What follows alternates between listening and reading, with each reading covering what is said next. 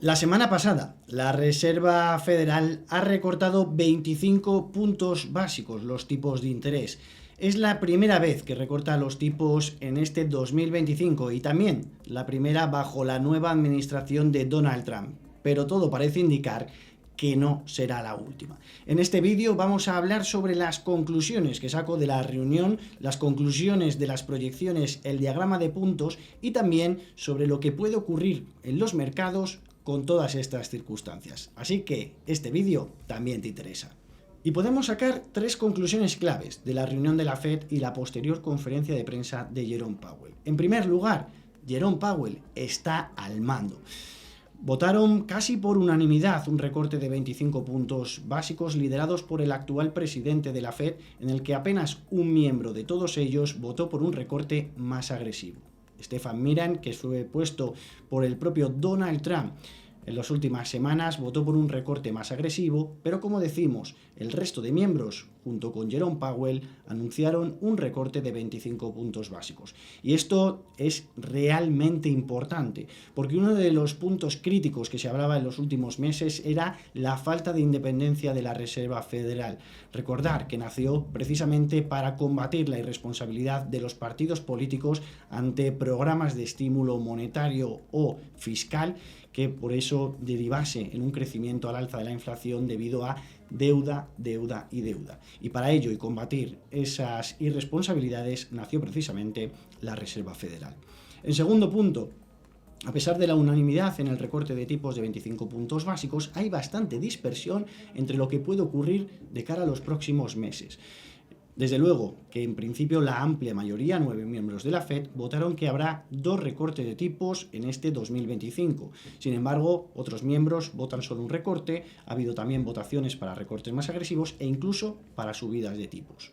En tercer lugar, las proyecciones económicas apenas se revisaron, incluso fue el Producto Interior Bruto lo único que se revisó al alza en este 2025.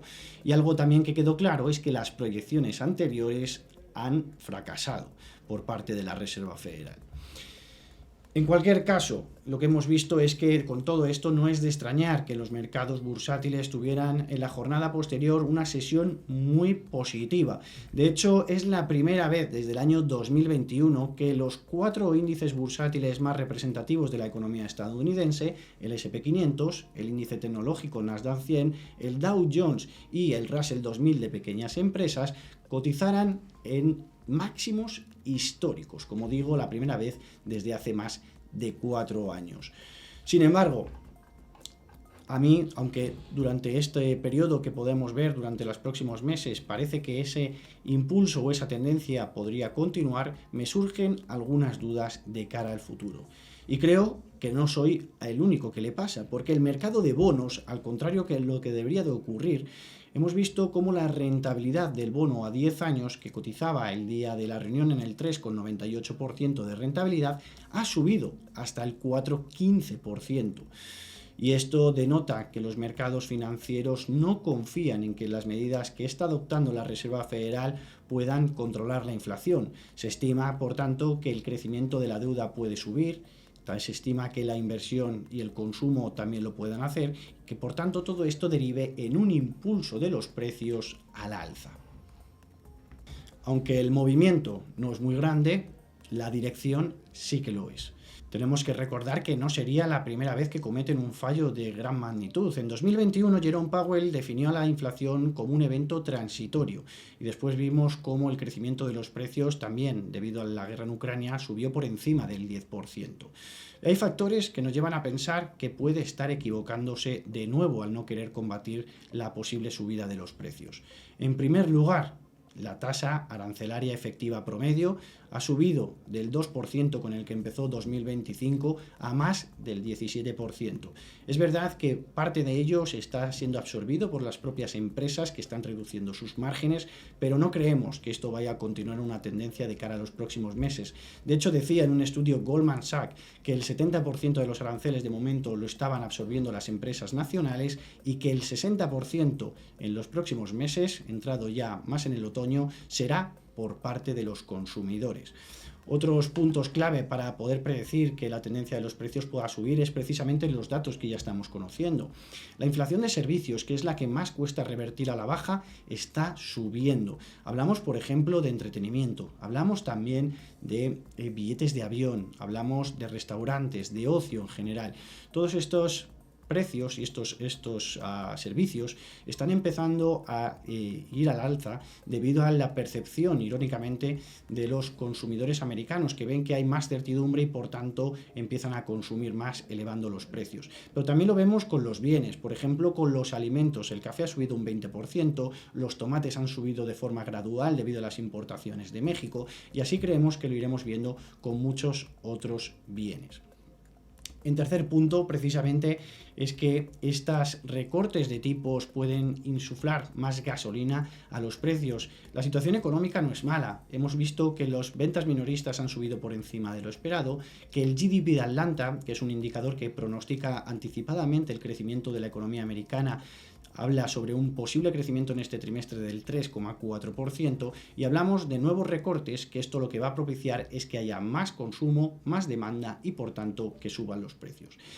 Y con todo ello, el chivo expiatorio de las políticas adoptadas por Donald Trump ha sido el dólar americano. Una caída en la divisa estadounidense conlleva también a una presión inflacionaria porque las importaciones, por tanto, se necesitan más dólares. Así que hay factores que nos llevan a pensar que la inflación de cara a los próximos meses pueda continuar subiendo, que en estos momentos no es poco, ya por encima del 3%. Y con todo esto, ¿qué quiero decir? Pues en primer lugar, no creo que tampoco durante los próximos meses ni la política monetaria ni el predominio fiscal sean los principales titulares de los mercados financieros. Creemos que el boom de la inteligencia artificial, como hemos conocido la semana pasada con los acuerdos entre Intel y Nvidia, la anterior lo vimos con Oracle y OpenAI, van a seguir estando en la tendencia del mercado, van a seguir liderando el crecimiento económico durante el corto plazo. Y seguirán así hasta que pase dos cosas: o en primer lugar que una de ellas descarrile por algún motivo concreto, o en segundo lugar que haya alguna nación, alguna superpotencia, concretamente hay que hablarlo de China, que pueda resurgir y que pueda lanzar sus propios chips y pueda avanzar en la carrera por la inteligencia artificial, haciendo que entre todas estas empresas la tarta sea dividida, generando menos ingresos que lo que ahora mismo están proyectando. Pero en cualquier caso no creemos que sea el único sector que va a aprovechar estos recortes de tipos. Hablamos del sector inmobiliario, ante la caída en las tasas hipotecarias que hemos visto en los últimos meses y que pueda derivar, por tanto, en una mayor actividad. Hablamos, por supuesto, de la tecnología, hablamos también del sector bancario. Un sector que podría ser en Estados Unidos uno de los más favorecidos por estas decisiones de política monetaria. Hablamos de cómo crean principalmente su fuente de negocio, que es prestar y pedir prestado. Piden prestado en el corto plazo, bajan tipos y por tanto los bonos a corto plazo bajan, y en el largo plazo, como estamos diciendo, pueden subir los tipos de interés, la rentabilidad de los bonos. Así que por tanto, piden prestado a niveles más bajos, prestan a niveles más altos. A esto hay que añadir también la posibilidad de que fusiones, adquisiciones, sea un mercado en ebullición, las salidas a bolsa, que está siendo un éxito rotundo en los últimos meses, la volatilidad de los mercados propia, pues son algunos factores que nos llevan a pensar que el sector bancario puede hacerlo bien de cara a los próximos meses. Al igual que las empresas de pequeña capitalización, que se benefician de un consumo interno más alto y además de esa deuda tipo variable en el corto plazo, que mientras que baja la rentabilidad de los bonos, a ellos les viene bien, porque por tanto se refinancian a tipos más bajos. Y por último, consumo discrecional. Todas esas partidas que ya estamos viendo que empiezan a subir en el gasto de los consumidores, también creemos que puedan subir, como decíamos, en los próximos meses. Hablamos de textil, hablamos de ocio, hablamos de restaurantes y todo lo que pueda derivar de ese consumo. Sin embargo, poco a poco creemos que el mercado irá generando cada vez más dudas, y hablamos sobre todo del 2026, en el cual empezaremos a ver inflaciones cada vez más elevadas y un dato importante: el fin del mandato de Jerome Powell al frente de la Fed y lo que podría ser definitivamente la falta de independencia de la Reserva Federal. Pan para hoy y hambre para mañana. Veremos cómo se desarrolla el mercado y lo podéis seguir en la XTB App.